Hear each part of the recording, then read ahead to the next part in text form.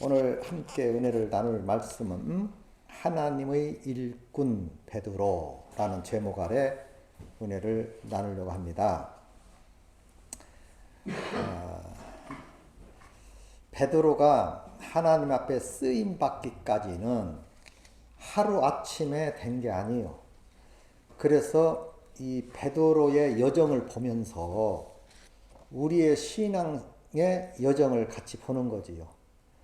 베드로는 당시에 불황무식한 사람이었어요. 사실은 갈릴리 바다에서 호수라고도 하는데 바다지요. 갈릴리가 얼마나 크냐면 71km 길이가 71km면 150리가 넘죠. 건짐 200리. 여기 서울도 더 가야 돼요. 폭이 41km 100리입니다. 40km가 100리니까 그 잘 모르는 사람도 있더라고. 엄청난 큰 호수인데 그걸 바다라고 하죠. 바다. 그래서 갈릴리 바다라고도 하는데 아무튼 거기에서 고기를 잡던 사람이요. 갈릴리 사람이지요. 예수님도 갈릴리 사람입니다. 예수님도. 이 갈릴리라는 것을 좀 우리가 기억해야 되는 게 나사렛 사람인데 모르는 사람은 그렇죠. 갈릴리 안에 나사렛가 있어요. 부평 아래 부계동도 있고 부평동도 있고 여러 동이 있듯이 그렇습니다. 자, 이 베드로를 하나님이 택하셔서 어떻게 그를 잘 양육해서 어떻게 해서 결국으로는 하나님의 일꾼으로 삼았느냐. 참으로 중요한 거예요. 이 일꾼됨에 있어서는 세 가지 조건이 있어요. 물론 많은 조건이 있지만 저는 세 가지로 추려서 말한다면 첫 번째로는 십자가의 경험, 죽음의 경험, 십자가를 짓는 경험이죠. 그걸 통과해야 돼요. 두 번째는 확실한, 그러니까 확실히 하나님이 나를 사랑한다를 깨닫는 거거든요. 하나님이 나를 절대적으로 버리지 않고 사랑한다. 이걸 아는 것. 그걸 체험한 사람이 또 되고요. 세 번째로는 영적인 사람이어야 돼. 육적이면 안 돼. 아무리 좋은 스펙을 가졌어도, 좋은 인격을 가졌어도, 훌륭한 집안에서 태어났어도 영적이지 못하면 울리는 꽹과리예요. 그래서 영적인 삶이 돼야 된다. 이렇게 말할 수 있겠습니다. 오늘 본문 말씀 마가복음 14장 27절 말씀 보니까 예수께서 제자들에게 이르시되 너희가 나를 버리리라. 이에 기록된 바 내가 목자를 치리니 양들이 흩어지리라 하였습니다. 지금 제자들을 앉혀놓고 십자가를 지기 직전에 잡히시기 전에 이런 말을 하는 거예요. 너희들이 다 나를 버릴 것이다. 그러니까 제자들이 아마 깜짝 놀랐겠죠. 아니 지금까지 3년 반 동안 동고동락하면서 많은 교훈을 주었고 함께 먹고 마시고 둥글고 살았는데 갑자기 너희가 나를 버린다? 어디 승복하겠어요? 절대 승복할 수 없죠. 여러분 같아도 승복할 수 없죠. 저 같아도 그렇습니다. 그런데 분명히 예수님은 너희들이 나를 다 버린다는 거예요. 그리고 스가랴서 예언된 말씀을 들어가지고 기록된 말씀을 들어가면서 그 예언의 말씀을 합니다. 스가랴서 13장 7절 말씀 보니까 이 말씀을 예수님이 활용하신 거예요. 만군의 여호와가 말하노라 가라 깨어서 내 목자 내 짝된 자를 치라. 목자를 치면 양이 흩어져려니와 작은 자들 위에는 내가 내 손을 들이우리라 그랬어요. 목자를 치니까 목자가 누굽니까? 예수 아닙니까? 예수님. 참된 목자. 에스겔서 34장에 나오는 참 목자. 진짜 목자는 예수님이에요. 그 목자를 치리라. 그러면 다 흩어질 것이다. 양들이 다 흩어질 것이다. 이 말씀을 들어서 너희들은 나를 버리리라. 나를 떠날 것이다. 라고 말을 했지요. 자, 좀 더 보면 마가복음으로 가서 오늘 본문 말씀 28절 보니 그러나 내가 살아난 후에 너보다 먼저 갈릴리로 가리라 그랬어요. 그러나 내가 살아난 후에 너희보다 먼저 갈릴리로 가리라. 그러니까 베드로가 29절이죠. 베드로가 어쩌오되 다 버릴지라도 나는 그리하지 않겠나이다. 그러니까 다른 제자들도 역시 베드로와 똑같은 대답을 했지요. 다른 제자들도 절대로 그런 일은 없습니다. 내가 죽을지언정 주님을 버리지 않겠다라고 기록되어 있어요. 실제로 그렇게 하려고 했습니다. 거짓말한 게 아니에요. 결론적으로는 거짓말로 나타났지만 실질적으로 그렇게 하려고 했어요. 자, 그러나 예수님은 그를 인정하지 않지요. 계속해서 보면은 예수께서 이러시되 내가 진실로 너에게 이르노니 오늘 밤 닭이 2번 울기 전에 내가 3번 나를 부인하리라. 베드로가 힘있게 말하되 아주 막 흥분해서 말할게 힘있게 무슨 소리를 아마 그랬을 것 같아요. 베드로가 힘있게 말하되 내가 주와 함께 죽을지언정 주를 부인하지 않겠나이다 하고 모든 제자도 이와 같이 말하니라. 똑같은 마음이었죠. 절대로 그럴 일 없습니다. 무슨 말을 하십니까? 섭섭하게 아마 이런 뜻이었겠지요. 이 사건은 사복음에 다 기록되어 있어요. 마태복음 26장에 기록되어 있고 누가복음 22장 또는 요한복음 13장 오늘 마가복음 14장에 이 말씀이 잘 기록되어 있습니다. 다 기록되어 있어요. 이걸 다 분석해보면 여기에는 기가 막힌 진리가 들어있어요. 그냥 제가 일일이 찾아보지 아니하고 그냥 말씀으로 할게요. 자, 그러나 이 베드로는 제자들의 대표격이기 때문에 베드로가 욕은 다 얻어먹지. 그래서 어쨌든 이 베드로를 한마디로 베드로와 그 외의 제자들이 인정하지 않습니다. 너희들이 나를 다 버릴 것이다. 그것도 예수님의 말씀도 말씀이지만 스가랴의 예언된 말씀을 갖다 쓰면서 말합니다. 목자를 칠 거다. 칼이 나를 칠 거다. 그런데 그 후에는 성도들이 다 흩어질 것이다. 이렇게 이제 말씀하셨어요. 그런데 여기에 또 이런 말씀을 하시는데 그 후에 내가 갈릴리로 먼저 가겠다. 갈릴리로 먼저 간다는 말이 있어요. 28절 말씀 보니까 본문 말씀. 그러나 내가 살아난 후에 여기서 살아난 후에 아니 지금 무슨 소리를 하는지 같은 말이거든요. 내가 살아난 후에 너희보다 먼저 갈릴리로 가리라. 이 사실은 오늘 27절 31절까지는 짧은 내용이에요. 짧습니다. 그 내용 속에는 엄청난 메시지가 함축되어 있어요. 아니 너희들이 나를 버린다 떠나리라 해놓고 내가 또 살아난 후에 나보다 먼저 갈릴리로 가리라. 아니 뭔 소리를 하는 거야. 아니 지금 멀쩡하게 예수님이 살아계시고 우리와 조금 전에도 밥을 먹고 함께 얼마 계속 복음 전하고 살았는데 살아난 다음에 내가 너희보다 먼저 갈릴리로 가리라. 이렇게 말씀을 하십니다. 여기에는 진리가 들어있고 복음이 그 속에 들어있어요. 그렇다면 이 갈릴리라는 땅을 우리가 조금 기억해야 돼. 갈릴리, 낫사렛 갈릴리. 이 갈릴리는 어떤 곳이냐? 보면은 마태복음 4장 15절 16절 보면 이런 말씀이 있어요. 스물론 땅, 납달리 땅과 요단강 저편 해변길과 이방인의 갈릴리여. 아니 이 갈릴리가 이방인의 땅으로 그 당시 사람들은 익혀졌어요. 이방인의 땅 갈릴리여. 그러면서 그 땅이 어떤 땅으로 표현되어 있냐면요. 16절 보니까 흑암에 앉은 백성이 그 빛을 보았고 사망과 땅과 그늘에 앉은 자들에게 빛이 비추었도다 하였느니라. 이 갈릴리는 무슨 곳이냐면 흑암의 땅이에요. 조롱받는 곳, 사람들이 무시하는 것이요, 갈릴리는.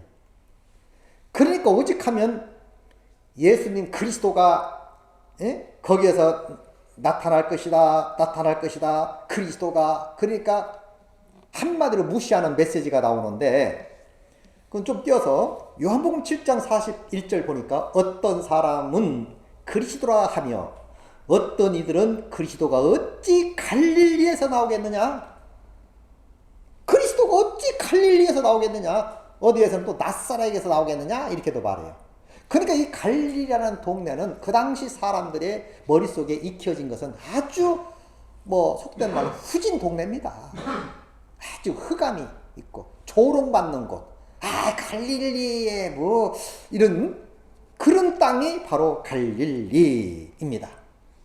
제자들도 갈릴리 출신입니다. 예수님도 갈릴리 사람이고, 그러니 사람들에게 귀 여김을 입을 수가 없지요. 존귀하게 받아들일 수 없는 곳에서 태어난 겁니다. 오늘날도 솔직히 사람들을 평가할 때 뭘로 평가하나요? 스펙으로 평가하지 않습니까? 어느 대학 나왔냐? 집안은 뭐하냐? 신랑은 뭐하고 부인은 뭐하고 자식은 어떤 학교 다니느냐? 그걸로 평가하잖아요? 그걸 보고 그 사람을 수준을 평가합니다. 응? 또 어디서 사느냐? 아파트 몇 평이냐? 세상에서 하는 말이 늘 그런 얘기 아닙니까? 안 믿는 사람들, 부인들 만나면 맨 그 얘기 한다는 거 아니요? 자, 그렇게 판단해요. 그러니까 세상 사람들이 판단하고 믿음이 없는 사람들이 판단한다는 것은 믿음이 없다 그 말은 세상 사람들이나 다를 바가 없는 사람들이에요. 그러니까 그들의 스펙만 보고 판단하고 인정하고 대단하다고 이렇게 생각하지 않겠어요?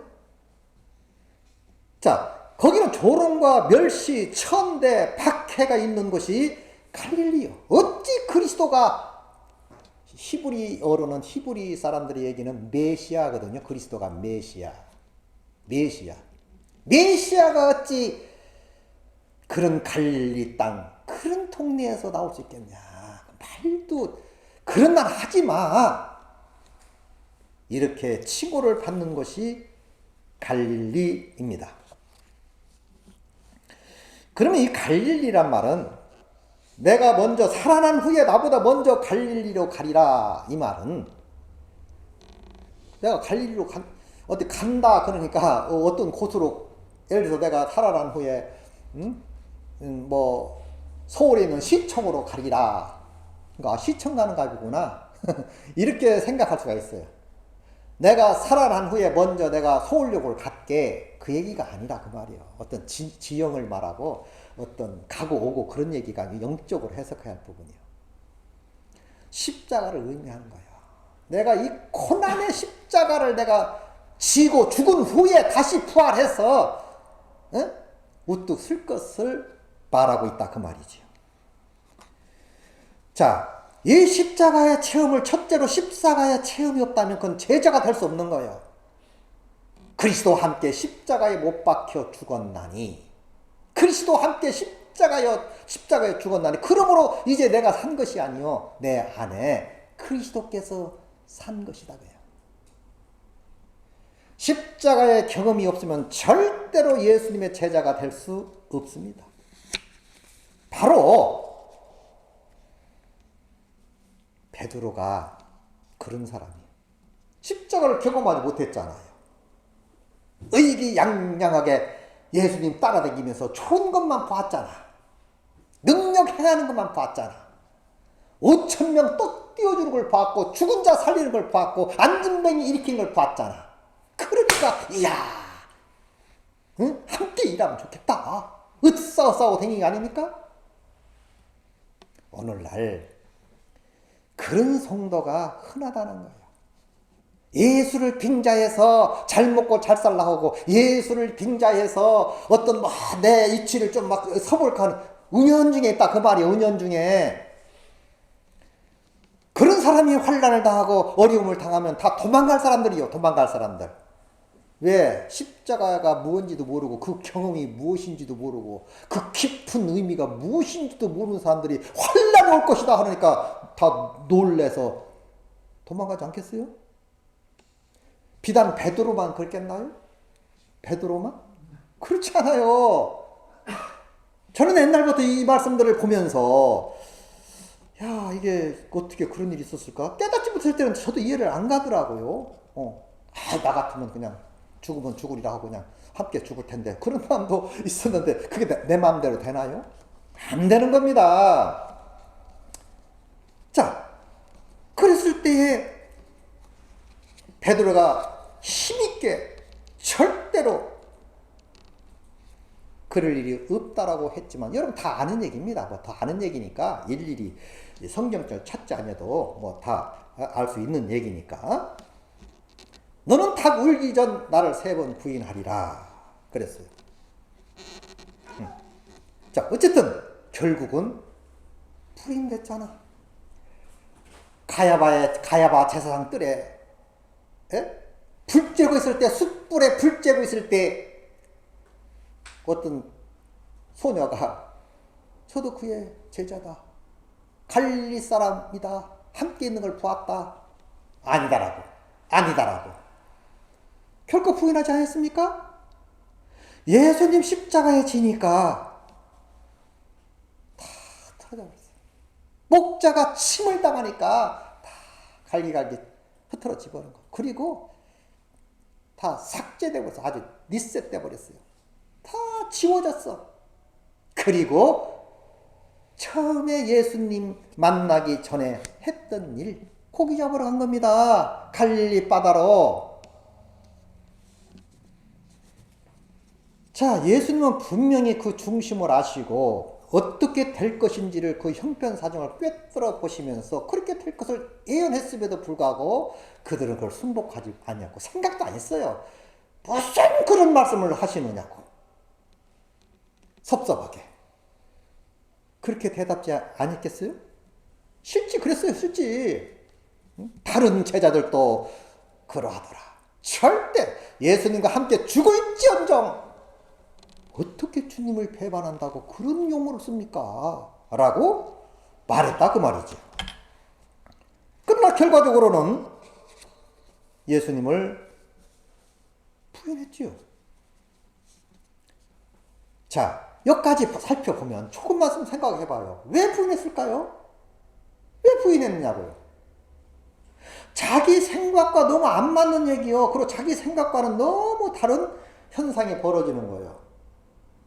아니, 그동안 예수님을 보고 들었던 예수가 저렇게 힘없이, 속절없이, 변명 없이 끌려가서 맥없이 죽는 거예요. 그니 그게 이해가 갑니까? 내가 그동안 예수를 따라다녔던 그 예수는 뭐지? 누구지? 한번 그렇게 생각하지 않으실 거 아닙니까? 아니 저렇게 힘없이 돌아가시나? 저렇게 힘없이 이방인들로 하여금 그 능하신 하나님이 창조주 하나님이라며 어떻게 그런 분이 저렇게 속절없이 맥없이 죽을까? 거기에 대실망을 하고 다 틀어졌어. 예언대로. 그리고 완전히 그동안 예수님에게 3년만 배웠던 것이 완전히 지워졌어요. 완전히 지워졌어. 그리고 다시 육의 사람으로서 고기 잡으러 갑니다. 고기 잡으러 가서 밤새 고기를 잡지만 고기가 한 마리도 잡지 못했지요. 한 마리도 못 잡았어요.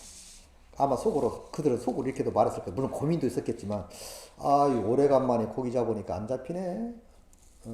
이렇게 말도 했겠지요.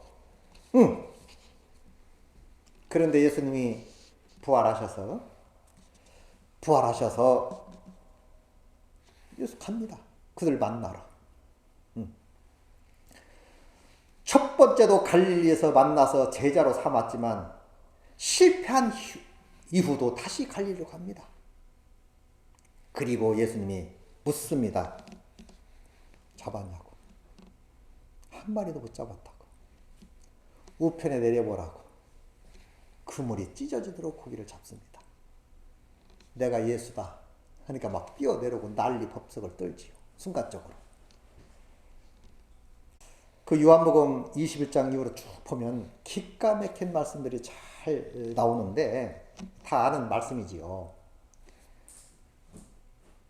상을 차려놓고 육지에요. 예수님이 거기 좀 읽을게요. 요한복음 21장 9절. 육지에 올라와 보니 숯불이 있는데 그 위에 생선이 놓여 있고 떡도 있더라. 자, 육지에 올라와 보니까 숯불이 있고 생선이 그 위에서 구워져 있고 떡도 있더라. 이렇게 돼 있어요. 자, 인간적으로 봤을 때 이렇게 말해야 돼. 나쁜 놈. 내가 너희들 동안 3년 반 동안 가르쳤고 동고동락했고 이렇게 지낸 그 세월이 어떤 세월인데 그렇게 순간적으로 변하냐? 저주하면서 나를 부인하냐? 나쁜 놈. 이렇게 말할 수도 있겠죠. 예수님은 그런 분이 아닙니다. 다시 찾아가요. 다시 찾아가서 그들을 이제 다시 재교육을 시키는 거지. 재교육. 다른 교육이 아니요. 예수님 질문이 뭡니까? 앉아서 고기를 구워 먹으면서 베드로야 능력 좀 갖췄냐? 많이 배웠니? 어떻게 이제 할만해? 이런 얘기가 아니에요. 앉아서 하는 말이 바요나 시모나 아직도 네가 나를 사랑하니? 그렇게 물은 거예요. 바요나 시몬. 여기에서 베드로란 말이 쑥 빠지고요. 시몬이란 말이 뭐예요? 갈대. 예수 만나기 전에 불리워졌던 이름. 시몬. 흔들리는 놈. 갈대란 놈이거든요. 그래서 바요나 시몬아 아직도 네가 나를 사랑하냐? 아무 소리 못했죠. 또 말합니다. 나를 사랑하냐고. 주께서 내가 주를 사랑하는 줄 주님이 아십니다. 그러니까 또 물어. 시몬아, 네가 나를 사랑하냐? 그러니까 그때는 뭐라냐? 근심하면서 고민하면서 걱정하면서 말하기를 내가 주를 사랑하는 줄 주님이 아십니다. 이렇게 대답했어요. 이들이 실패하기 전에는 그렇게 대답하죠. 사랑하지요. 쟤들보다 내가 더 사랑하지요. 무슨 그런 말을 하세요. 섭섭하게. 이렇게 말할 수도 있었겠지요. 그런데 예수님이 돌아가시는 그 목전에서 끌려가시는 목전에서 그들을 복격했던 그들은 정말 대실망을 했고요. 믿음이 조금도 없었어요. 완전히 믿음이 없음을 깨달은 거지. 내 스스로는 아무것도 할 수 없구나. 그리스도가 있었을 때는 그를 힘입어서 내가 잘난 체도 했고 뭔가 하는 척 했지만 막상 그분이 잡히시고 죽으시니까 아무것도 남는 게 없고 아무것도 없게 되는 거예요. 고로 내 스스로는 아무것도 할 수 없다. 이걸 깨달은 겁니다. 이것을. 그러면서 예수님이 다른 게 묻는 거 아니요. 나 사랑하니? 나 사랑하냐? 나 사랑하냐? 그 말이야. 나 사랑하냐? 사랑을 가리키는 거야. 사랑이 뭔지. 베드로는 말합니다. 그를 깨닫기를 사랑이라는 게 뭔지를 깨달은 거예요. 내 스스로는 절대로 누구를 사랑할 수 없구나. 내 스스로는 어느 누구도 사랑할 수 있는 그런 그 DNA는 없구나. 이걸 안 거야. 주께서 아십니다. 주께서 아십니다. 라고 하지요. 이건 엄청난 거지. 이 말씀이야말로 그들에게는 완전히 인생을 그때 바뀌어지는 겁니다. 그때 완전히 바뀌지. 생각이 바뀌어. 내 스스로는 아무것도 할 수 없다. 우리가 거듭남에 있어서 절대로 내 스스로는 아무것도 할 수 없는 줄 믿습니다. 믿음이라는 게 두 가지 찾는 방법이 있어요. 사랑 찾는 게. 내가 하나님을 사랑하나이다. 내가 사랑하이다. 이건 짝사랑일 수도 있고 이 사랑은 진짜 사랑이 아니에요. 언젠가는 무너지고 언젠가는 깨질 수 있는 사랑이 그런 사랑이야. 허다한 사랑, 흔한 사랑, 누구나 할 수 있는 사랑. 내치겠으면 막 사랑한다고 쫓아다니는 거. 그 가짜입니다. 신앙도 그래요. 오늘날 교회 다니는 막 청년들이 뭐 하나님 사랑한다고 막 우는데, 제가 볼 때는 그렇지 않아요. 그 의미가 없어요. 물론 그런 과정도 필요하지요. 진짜 거듭남에 있어서 큰 장애를 일으키는 것이 뭔지 아세요? 가장 무서운 적이 뭔지 아세요? 응? 상식과 교양. 저 사람은 상식적이고 아주 교양 있고, 또 윤리적이고, 가정도 건강한 생활도 하고, 말도 잘하고, 모든 게 다 갖춘, 이것이 거듭남 쓰는 적이요 쳐. 절대로 하나님 앞에 쓰임받을 수 없어요. 이건 언제든 내가 만들어낸 거야. 내가 열심히 공부했기 때문에, 내가 노력했기 때문에, 내가 노력했으니까 때로는 인격적으로 변화되는 거예요. 공부를 많이 했으니까 교양이 있겠지요. 수고를 했으니까 한 만큼. 그러니까 세상 사람들도 알아주지. 대단하네. 훌륭하구만. 근데 미안하지만 거듭남에 있어서 십자가를 지음에 있어서는 그런 것들이 큰 적이 되고 장애가 되어서 하나님의 일꾼으로 쓰임 받을 수가 없다는 겁니다. 그래서 베드로를 다시 재무장시킴에 있어서 완전히 그냥 자기 자신을 그냥 뭐랄까, 과거 시몬이란 말은 뭔 말인지 다 알죠. 시몬, 네 주제. 본질적으로 너는 흔들리는 놈이야. 본질적으로 네 스스로는 아무것도 할 수 없는 너야. 시몬아, 네가 나를 사랑하냐? 사랑하나?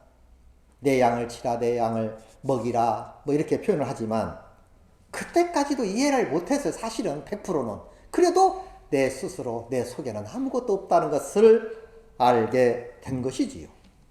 이건 참으로 중요한 겁니다. 자, 여기에서 구약에서 베드로와 비슷한 사람이 있어요. 베드로와 비슷한 사람. 그게 누구냐? 우리가 잘 아는 분이지요. 모세입니다. 모세는 지금도 이스라엘 백성들에게는 지도자로서 아주 훌륭한 모세를 인정하지요. 훌륭한 사람입니다, 모세가. 근데 모세가 처음부터 훌륭했냐고요? 모세를 추적 한번 해볼게요. 모세는 애굽의 왕으로서 가만히 버티고만 있으면 그냥 왕이 돼요. 그런 사람이야. 모든 스펙을 다 갖추었어요. 그리고 그는 문무를 겸비한 사람이라 성경 기자는 말합니다. 학문과 모든 무술, 군사 모든 것을 배운 사람, 겸비한 사람이라 완벽한 스펙을 가진 사람이에요. 이런 사람 전에도 없고 후에도 없을 수 없도록 그 당시 애굽에서는 최고의 지식인이요 최고의 사람입니다. 모든 면에서. 그런데 그런 히브리인이었기 때문에 자기 동족을 생각했지요. 그 좀 도와주려고 어떻게 하다 보니까 사람을 죽이게 되고 묻어놓게 되고 그것이 탄로가 나서 이건 아니다 하고 도망가는 신세가 되지 않습니까? 너무나 잘하는 얘기 아닙니까? 40세의 그 찬란한 40세가 어떤 나이입니까? 최고의 정성기 아닙니까? 무엇이든지 할 수 있다는 어떤 포부나 패기나 다 가진 나이가 40이라고 저는 보는데 다 갖춘 사람이야. 그런데 한순간 무너지죠. 무너져. 도망신세가 됩니다. 그런 훌륭한 스펙을 가진 사람이 남의 집에서 양치고 있는 거예요. 그것도 하루 이틀입니까? 40년 동안을 다 풀이었기 때문에 다른 꿈도 안 껴요. 대단한 사람이요. 왜 보통 사람 같으면 실패해서 다시 한번 해볼까? 그는 도전 정신을 가지고 하다 안 되면 어쩔 수 없겠지만 그랬겠지만 모세는 그런 게 없어요. 그냥 그 이후로 그냥 40년 동안 광야에서 양과 40년을 지나니 무식해진 거예요. 무식해져. 다 지워졌어요. 다 지워졌어요. 옛날에 그래서 이 말도 언어로 했어요. 말도 나 못한다. 더듬는다. 말도 더듬어. 완전히 거기에서 뭐 들리는 소리가 뭐예요? 염생이 소리, 양 울음소리, 음매 하는 소리밖에 40년을 음매 소리 들었으니 아무것도 없죠. 다 지워져. 이 공부할 때는 어렵게 공부해도요, 지워지는 것은 금방 지워지더라고. 금방 잊어버려. 이게 참 중요한 거예요. 이게 쌓이는 것은 이렇게 힘들게 쌓이지만 무너지는 순간이에요. 어쨌든. 근데 한 번은 이제 갑자기 산 둥지를 보니까 아니 불빛이 있는 거야. 불빛이. 가보니까 신비한 역사가 있는 거야.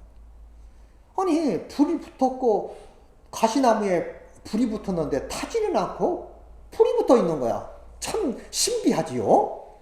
그러니까 그 광경을 가까이 보려고 가요. 그 광경을 좀 볼게요. 출애굽기 3장 3절 보니까 이에 가로되 내가 돌이켜 가서 이 큰 광경을 보리라. 떨기나무가 어찌하여 타지 아니하는고. 이는 동시에 여호와께서 이제 그를 보시고 돌이켜 오신 것을 보신지라. 하나님이 떨기나무 가운데에서 그를 불러 가라사대 모세야 모세야 하심에 그가 가로되 내가 여기 있나이다. 이제 그거 가려고 그 뭔가 이게 무슨 일인가 하고 가까이 가서 보려고 하는 그 순간 하나님 음성이 딱 모세야 모세야 응?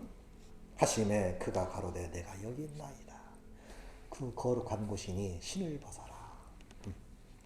이렇게 이제 말을 하지요. 그러면서 말합니다. 내 백성이 지금 애굽에서 이렇게 불타듯이 그들의 심령이 불타고 있다. 힘들다. 네가 가서 내 백성을 좀 구원해라. 구원 좀 해라. 그들을 끌고 나와라. 네가 가서 좀 해.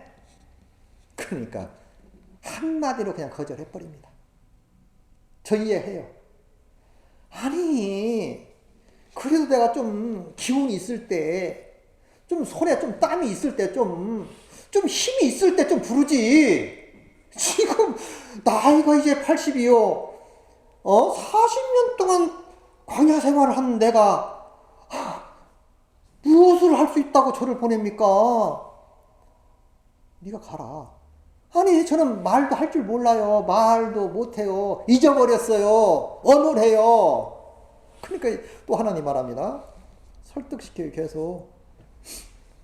네 형이 있지 않니? 말 잘하는 네 형.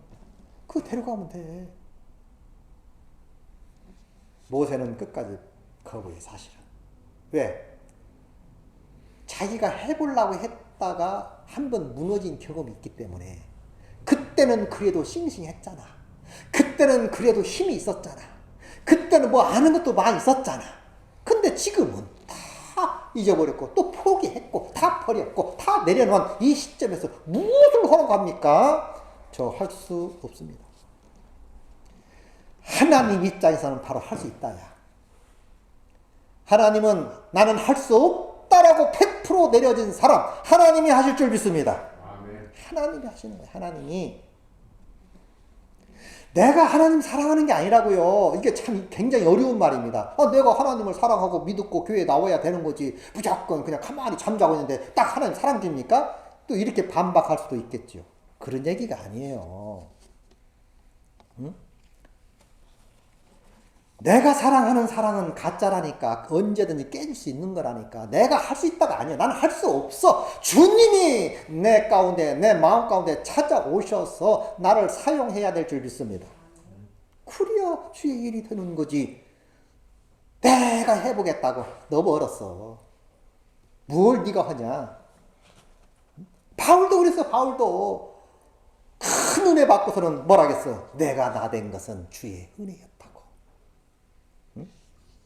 그러니까 이제는 됐어. 너가 없으니까. 이제 나만 있네. 그러면 내가 너를 도울게. 그래서 예수님이 하나님이 찾아오셔서 모세를 설득하시고 설득하고 이해시키고 사정사정해서 보내는 거 아닙니까? 그때 위대한 역사를 이루었죠. 찬송가 있습니다. 주 예수 내가 알기 전 날 먼저 사랑했네. 주 예수 내가 알기 전 날 먼저 사랑했네. 그 크신 사랑 나타나 내 영혼 거듭났네. 내가 거듭나고 싶어서 거듭나는 게 아니에요. 잘 믿어야지. 물론 뭐 그렇게 해야지. 그러나 그렇게 된다고 되는 건 아니에요. 다 꺾여야 돼. 나는 할 수 없다. 내가 무슨 사랑? 아니야. 주께서 하십니다. 내가 주장한다 할지라도 뻔히 들여다보시는데 그게 온전해질 수 있을까? 겁나서도 말 못하지요. 응?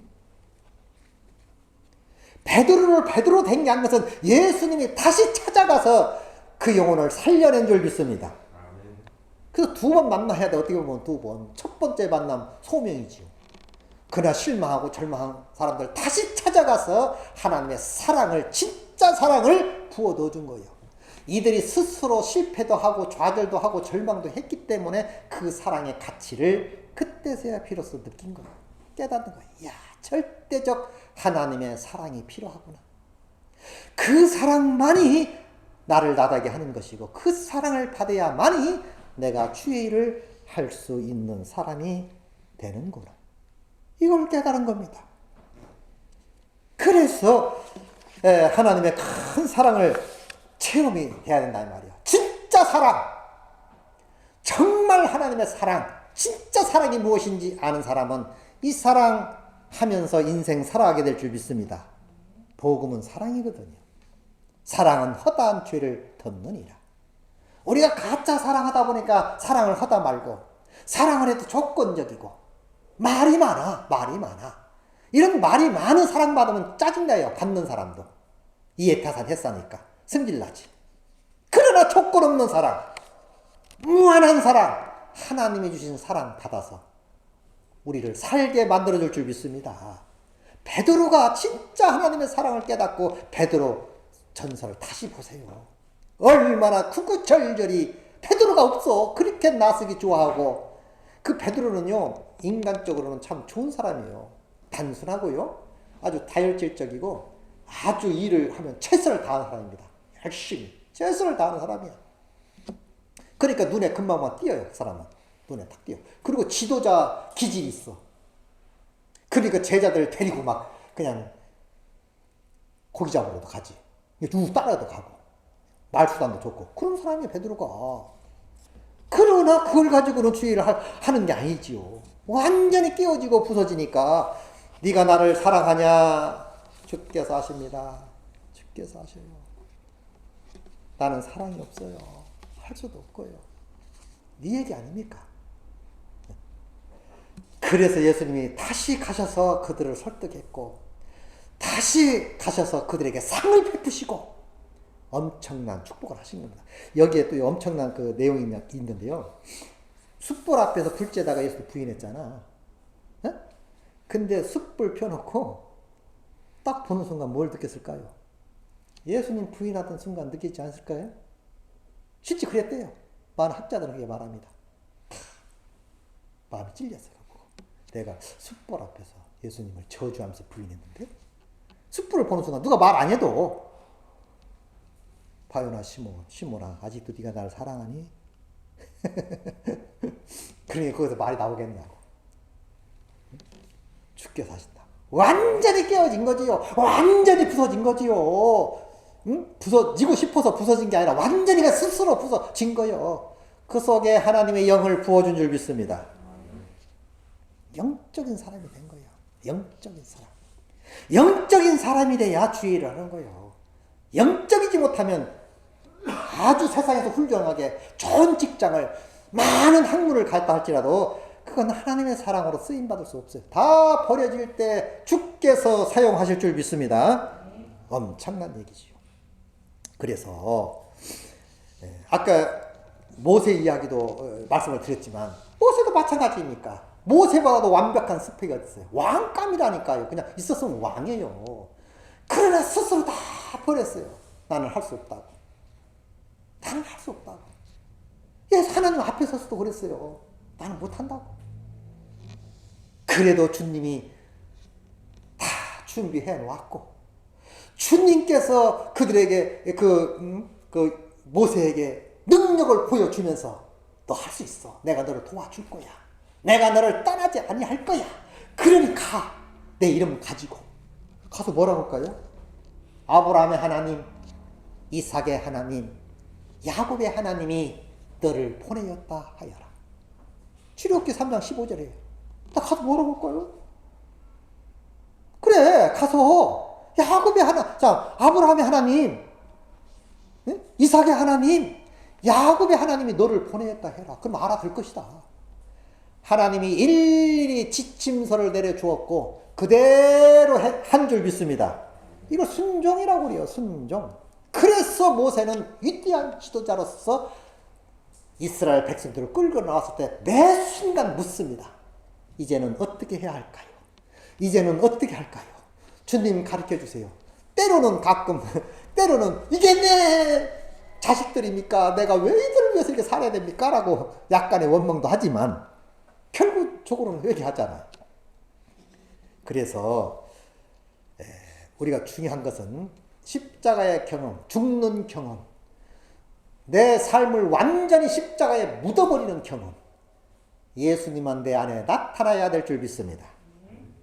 두 번째 경험이 아까 말했듯이 하나님의 사랑이 무엇인지, 내가 만들어진 사랑이 아니고 내가 막 할 수 있다 그런 사랑이 아니고 하나님이 주어진 사랑, 거부할 수 없는 은혜를 받고 그 사랑을 받고 살아가는 사랑, 그 체험이 있어야 될 줄 믿습니다.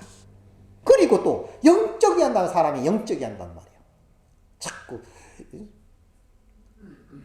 그 사람을 인식하고 나를 인식하고 잘못된 거예요. 내 안에서 예수만 나오시기 바랍니다. 예수님마다. 그래서 주의 종들마다 다 그렇게 되어 있어요.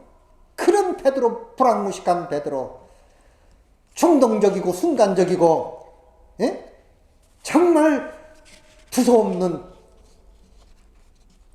사람이었지만 정말로 하나님이 점잖은 사람으로 진짜 하나님의 인격이 들어가 버린 거예요.